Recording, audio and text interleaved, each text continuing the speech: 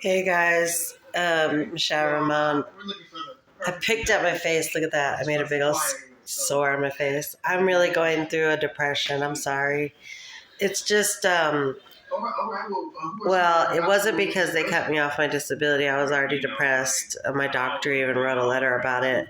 But that adds to the depression as well. So, um, I'm trying to get in touch with the adjudicator tomorrow. I don't think they were open today, but I was like, why is the Social Security office open but the adjudicator ain't? I don't even know.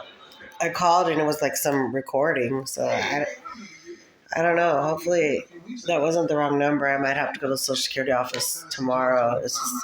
I'm fighting a headache off because I kind of got mad at my supposed best friend, Christian. I just got tired of him, like making up stories about why he can't like respond normally. Like if my friends respond to me, I respond back. And I've never really ghosted anyone. I don't think that's very nice, and I forgave him for ghosting me 4 days before Thanksgiving. But I just don't do that to people. And I told him, well, a lot of people are just masterminding and they're game players. And, they might not come across like they're obsessed with you, but that's part of their obsession is playing a game, like acting like they're normal. And no female is normal because we've gone through a lot of through a lot of abuse, and it's just how it is, so they're basically faking it till they make it. Like, I'm a real person. If I feel like overly texting someone, or if I feel like letting them know how I feel, I'll get a hold of them some kind of way because, I just have something to say to them, like I'm upset or whatever.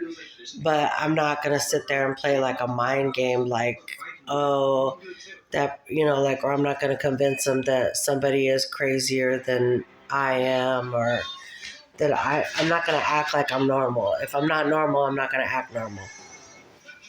Because that's the realest person. The craziest people are the ones that are playing games. Like, we don't know what works. Like sometimes people will say, oh, you're too nice. And then the people that you're being nice to,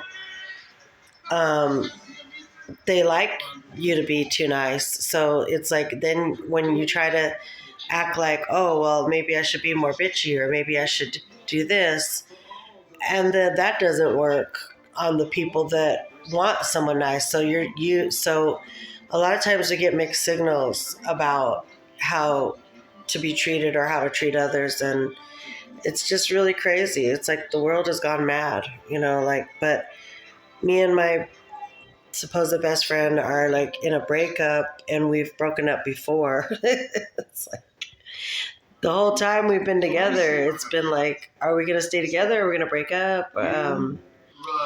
And I have broken up with him, and then he came after me, and it's like, well, I thought that you didn't care about me, so I broke up with you because the way that you neglect me and the way that you treat me, and I've had to go out with other people that wanted to steal me from that person, and then I never let them steal me. But then it seems like he's always on shaky ground. It's like, what? You need to stop, princess. She's getting obsessed with going outside and running around, and it's cold out there. And I guess she wants to run around the house, and she's not supposed to. The landlords don't want her running around the house, and they want like a lot of us to move out, and only because I'm behind on my rent. But I'm trying to fix that right now, so I got to go back to work tomorrow at midnight. So I'm trying to prepare to go to the gym because I've been so stressed out, and I'm on medicine, and I picked at my face. Thank God that I have antibiotics. I took 2 antibiotics. I think it gave me a headache. I don't know what got me. I took two of some antidepressants and 2 of antibiotics because I didn't miss. I doubled up because I missed it last night. So for some reason I got a headache. And I'm dealing with that right now, and I normally don't get headaches, but there's like people that probably smoke drugs in the house and the toxins, and I don't like that, It's like, why can't you smoke in the garage or go outside? There's a big yard outside, and they have to pollute other people's breathing air, and I told one of the guys, I said, can you smoke outside or something? Because I can't inhale the tobacco. I'm allergic to it. It gives me like indigestion. When I used to smoke the blunts, I get indigestion from it. So I just feel like, I'm not going to put my bad habits on somebody else, unless they want it, like it's not going to do that. So I can only be me. And when I try to change who I am for other people, it backfires. And it's like, see, you should have stayed who you were, because they're just going to run all over you anyway. So, yeah, I try to stay true to who I am, because I did give up my Christianity walk. Like, I was living in sin for like 5 years. Just when I tried to break up with Christian a long time ago to go back to God, he showed up at my door like a little puppy. And I was just like, did I not tell him that I was trying to go back to God, that I have Christianity goals, and that that it's better for my life to serve God? Like, so I gave in to the devil. I don't know why, I just did. And then my life just went totally screwed up after that. I lost cars, I lost apartments. I was like, oh my God. So don't ever give up who you are. Even if you're a sinner, and you could give up that part of it, but I'm saying, like, if that's who you are and you don't want to change, nobody can change you except you and God. If God wants you to change, he's going to have a conversation with you, but most people are going down the road of destruction, which is open wide. And I was there. The road was open wide for destruction, and I was there, and I went into it. And I got tore up by the devil. So don't do it. Don't do this. Don't try this at home. Don't try this anywhere. Don't. Just like be smart, or just pray for wisdom. That's what I, try to tell my kids and stuff. Or that's what I pray for, is wisdom. We're supposed to have a conversation about moving on to the new year and putting God first. And I do put God first. Even when I stray, I do feel godly sorrow about it. I don't like to stray from God. So I just feel like a fish out of water. I'm not meant to live that kind of life. God has a calling for my life, and I have to pursue it. And I don't know how long I'll be here, so I want to at least, better to be safe than sorry. If you have to cut people off, cut them off. If you have to add more prayer to your life, then do it. But just the main thing is to focus on God, put God first. I'm sorry I haven't been myself lately. I was going through a really bad depression. And I guess it was a lot of things all piled up into one. It was my best friend, one of my best friends went to jail. My best friend that lives out here, that I've been best friends with for a long time, I couldn't get a hold of him. Then he came back, and then, we still laugh and have a good time. It's just we're going through another breakup, and things aren't the same. And he said it's not nobody else. It's just we're just going through it, and it's just a lot of stuff. I'm more focused on God, and he is too. It's just he wants to grow separately from me. Like, he thinks that it's best. So I'm just like, I mean, originally I thought it was best to break up with him because he ghosted me 4 days before Thanksgiving. And I thought that we were going to work towards getting my divorce and getting married. But, God did tell me he wasn't right for me. And I didn't like the emotional neglect. And then tonight I just like went off on him.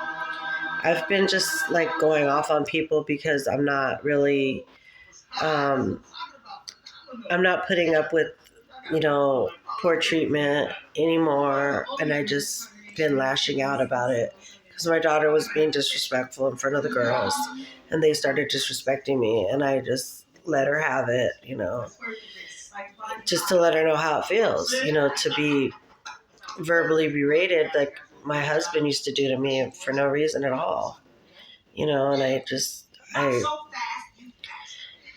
figure, God took him out of my life for a reason, so I have to accept it, and I don't have to take abuse or anything from anybody.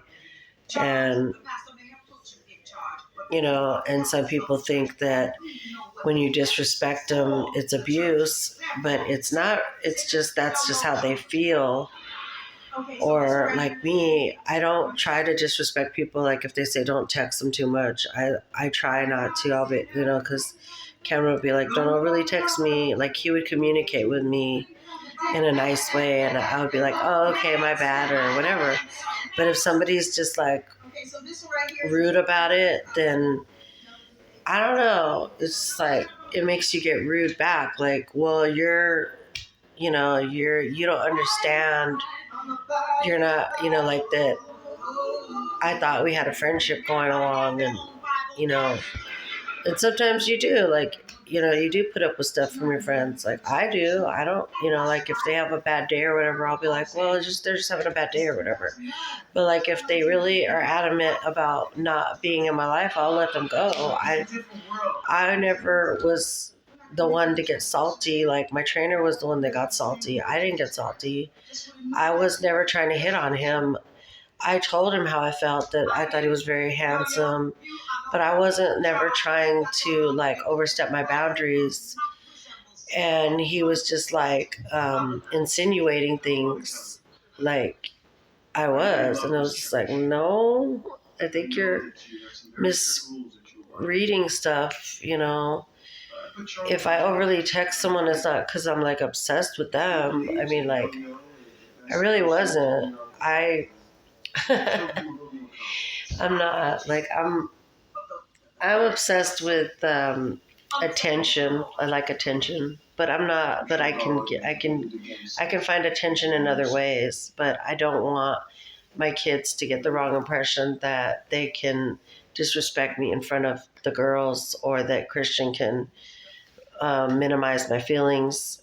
He can't minimize my feelings, If he never felt the way I felt about him, I've never stolen from him. I've never done stuff to upset him, and maybe his feelings aren't as deep as mine. I'm a very deep feeling person. So, because my dad's a Scorpio, and I get along well with Scorpios because they're deep feeling people, and I respect them.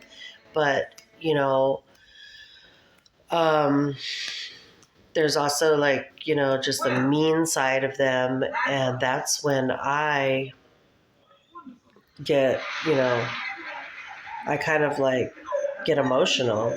If I feel like they're being too abrasive on me or whatever, then I get emotional. But like I don't overstep my boundaries. I just have anxiety, and it's hard for some people to understand that. Like Cameron understood that. My best friend that's in jail right now, he understood that I have anxiety, and he understood everything. He was like, well, I'm going to get you counseling or something. What is this? You're almost out of space.